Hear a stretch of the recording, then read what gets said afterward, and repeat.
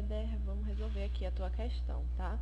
Ela fala assim: o material possui calor específico igual a 1 joule por quilograma grau Celsius quando está no estado sólido e 2,5 joule por quilograma grau Celsius quando está no estado líquido. Um sistema composto por 0,1 kg desse material recebe energia de forma que sua temperatura varia segundo o gráfico da figura. Aqui tem um gráfico. E ele pede a razão entre a quantidade de calor 1 e a quantidade de calor 2, que são esse ponto aqui, ó, e esse outro ponto aqui. Então, vamos lá. Primeiro, para a gente achar o valor de Q1, a gente vai ter que achar a quantidade de calor que esse sólido recebe ao aumentar de temperatura. Perceba que ele sai da temperatura de menos 15 graus Celsius até 5. Então, houve uma variação aqui de 20 graus Celsius. Concorda comigo?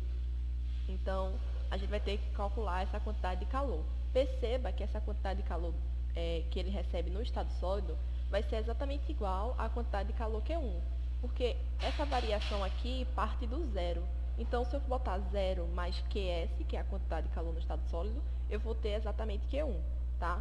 Mas, quando a gente vem aqui para o Q2, se eu calcular a quantidade de calor que o líquido recebe ao aumentar em temperatura, o QL não vai ser necessariamente igual a Q2, porque quando eu calculo essa quantidade de calor do estado líquido, eu calculo essa variação, tá? Então, a variação, ela partiu de um estado inicial, que era de 6 joules.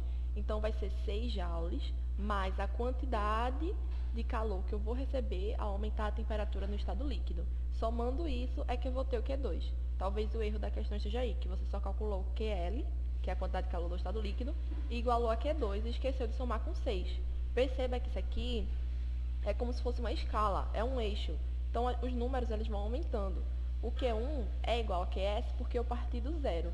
Mas o Q2 eu não parti do zero, eu parti do 6. Então, vai ficar Q2 sendo igual a QL mais 6. Tá?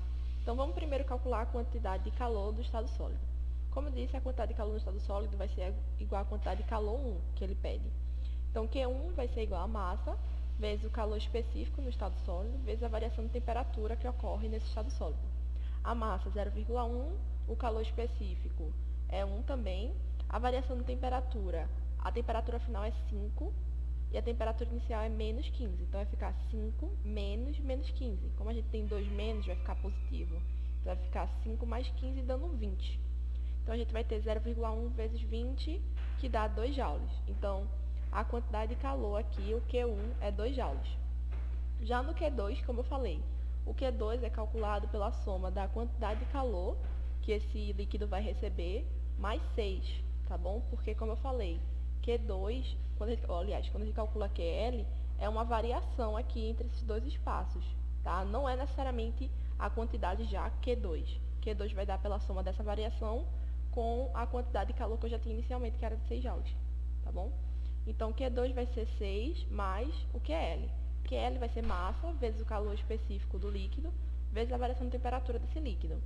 A massa é 0,1, o calor específico é 2,5, e a variação de temperatura, a gente vê que a temperatura final é 45 e a temperatura inicial é 5. Então, a variação aqui foi de 40, tá bom? Então, vai ficar 0,25 vezes 40, aqui a gente vai ter 10. 10 mais 6 dá 16. Então, a quantidade de calor 2 é 16 joules. Mas como ele quer a razão entre Q1 e Q2, eu vou dividir Q1, que é 2 joules, por Q2, que é 16 joules. Então, vai ficar 2 sobre 16, que simplificando por 2 dá 1 sobre 8. Então, o gabarito aqui dessa questão é letra D, tá? E é isso, espero ter ajudado e bons estudos.